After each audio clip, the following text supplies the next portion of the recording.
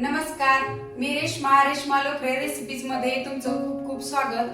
आता उन्हाळा चालू आहे, आपल्याला जेवणामध्ये भाज्या वगैरे अजिबात खाऊ वाटत नाही, कंटाळा म्हणजे जेवणच जात नाही। त्यामुळे आपण काय करतो, शेंगदाणा चटणी किंवा मिरचीचा खरडा बनवतो, तो दह्यासोबत वगैरे खातो। तशीच आज मी एक आमच्या गावाकडची मिरचीची रेसिपी तुमच्या बरोबर शेअर करणार आहे। चला तर मग रेसिपी पाहूया। आमच्याकडे या रेसिपीला तुकड्याचं मिरचू म्हणतात। त्यासाठी मी इथं हिरव्या मिरच्या स्वच्छ धुवून घेतलेल्या आहेत। ह्या 200 ग्रॅम मिरच्या आहेत। इकडे मी 125 ग्रॅम शेंगदाणे एकदम मंद आचेवर भाजून घेतलेले आहेत, म्हणजे मध्यम आकाराची 1 वाटी शेंगदाणे घेतलेले आहेत। हे शेंगदाण्याचं प्रमाण तुम्ही कमी जास्त करू शकता। ज्यांना जास्त झणझणीत खायचंय त्यांनी 20 ग्रॅमने किंवा थोडीशे पाऊण वाटी शेंगदाणे घेतले तरी चालतील।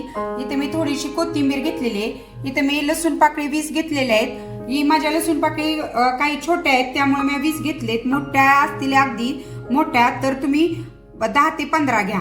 चवीनुसार मीठ आणि अगदी 2 ते 3 चमचे मी तेल घेतलेलं आहे। ह्या मिरच्या आपण छोट्या छोट्या तुकड्यांमध्ये कट करून घ्यायच्यात अशा। हे बघा, जास्त मोठे तुकडे करायचे नाहीत।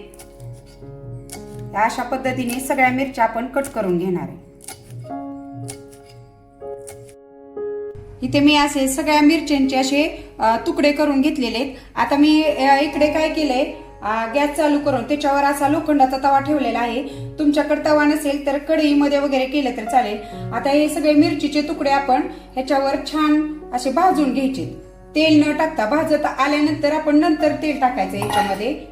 आणि मी अखंड मिरचीचं प्रमाण, वजनी प्रमाण सांगितलं होतं 200 ग्रॅम, पण जर तुम्हाला हे वाटीने प्रमाण घ्यायचं असेल तर हे 2 वाटी मिरचीचे तुकडे आहे।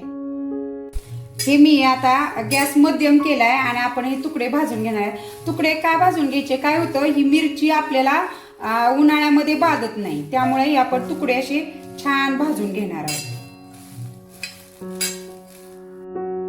आता मिरचीचे तुकडे छान भाजतायत, तोपर्यंत आपण काय करायचंय, इथं मी खलबत्त्यामध्ये करते, कारण माझी आई नेहमी म्हणते आपण जेव्हा असं मिरचू वगैरे करतो ना, त्याचं शेंगदाणा कूट वगैरे आपण जर खलबत्त्यात केलं ना तर आणखीनच छान चव येते।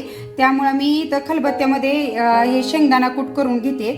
तुम्हाला वेळ नसेल तर तुम्ही मिक्सरमध्ये केलं तर चालेल। आता मी ते 1 वाटी घेतलेले शेंगदाणे घातलेत। ह्या लसूण पाकळ्या देखील ह्याच्यामध्ये घालायच्या आणि थोडीशी कोथिंबीर घालायची। कोथिंबीर आवर्जून घाला। कोथिंबीरीमध्ये कसं असतं, थंडावा असतो, ती मिरचीची उष्णता असं मेंटेन करते, त्यामुळं तुम्ही कोथिंबीर आवर्जून घाला। आणि त्याच्यामध्ये थोडंसं मीठ घालायचं आणि हे छान असं त्याच्यामध्ये शेंगदाणा कुटून घ्यायचं आहे आपण, शेंगदाणे कुटून घ्यायचे असे छान। हे बघा, हे आता आपलं छान शेंगदाणा कूट तयार झाले। हे असं वाटायचं, जास्त पण बारीक नाही। आणि ह्याच्यामध्ये लसूण आणि कोथिंबीर घातल्यामुळे ह्याचा एकदम छान असा वास येतोय। आणि इकडे आपल्या मिरच्या देखील छान भाजून झालेत। आता ह्याच्यामध्ये काय करायचंय, आपण ह्या मिरच्यांमध्ये तेल घालायचंय थोडंसं, अगदी 2 ते 3 चमचे तेल घालायचं। जास्त तेलची काही गरज नाहीये ह्याला।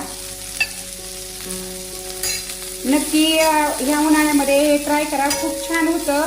आणि जेव्हा कधी भाजी खाऊ वाटत नाही तेव्हा हा एकदम छान पर्याय आहे। तेल टाकल्यानंतर अगदी 2 मिनिटं आपण ह्या मिरच्या परतून घ्यायच्या। आणि तुम्हाला जर आमच्याकडचा सोलापुरी खरड्याची जर रेसिपी पाहिजे असेल तर मला कमेंटमध्ये झणझणीत असं कमेंट करा, मी तुमच्या बरोबर ती रेसिपी शेअर करेन। तेल टाकल्यानंतर अगदी 2 मिनिटं आपण हे परतलं। आता ह्याच्यामध्ये हे जे वाटण आपण खलबत्त्यामध्ये कुटून घेतलेलं आहे, शेंगदाणा कूट बनवून घेतलेलं आहे, ते ह्याच्यामध्ये घालायचं।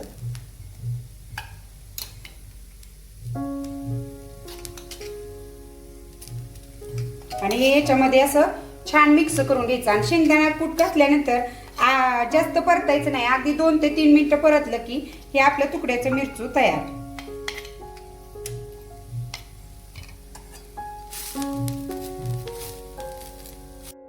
शेंगदाणा कूट घातल्यानंतर हे जास्त परतायचं नाही, नाहीतर काय होतं, ह्याला जास्त कोरडेपणा येतो। अगदी 1-2 मिनिटं परतणार आपण। हे बघा, हे आता आपलं 2 मिनिटं परतून झालंय आणि हे आपलं तुकड्याचं मिरचू तयार झाले। आता मी गॅस बंद करते आणि हे काय करायचंय आता आपल्याला थंड करून घ्यायचं आणि नंतर ते कसं म्हणजे कसं साठवून ठेवायचं ते मी पुढे सांगते तुम्हाला. हे आता आपलं मिरचू थंड झालंय, ही मी मातीच्या भांड्यात काढून घेते. पूर्वी बघा आपली आई वगैरे आजी वगैरे मातीच्या छोट्या मडक्यामध्ये मिरचू काढायच्या आणि त्याच्यावर मातीचं झाकण असायचं आणि ते हवेशीर जागी ठेवायच्या, मग ते 4-5 दिवस छान राहायचं. आता तशी मातीची भांडी मिळतच नाहीत, माझ्याकडे असं मातीचं भांड आहे त्याच्यामध्ये मी ठेवते. आणि आता आपल्याला इतकी उष्णता वाढली की आता आपल्याला फ्रीजमध्ये ठेवावं लागतं. हे फ्रीजमध्ये 8 दिवस छान राहतं, आमच्याकडे 8 दिवस तर राहतच नाही. आपण सोलापूरकर आणि महाराष्ट्रीयन जास्त झणझणीत खाणार आहे, त्यामुळे आमच्या 2 दिवसात हे संपून जातं.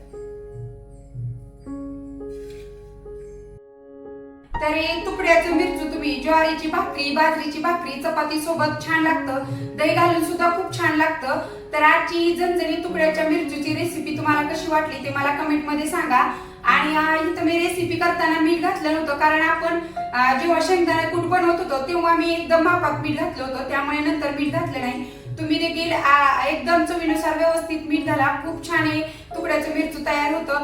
तर अशा झणझणीत तिखट गोड रेसिपीसाठी आपल्या चॅनेलला नक्की सबस्क्राईब करा. धन्यवाद.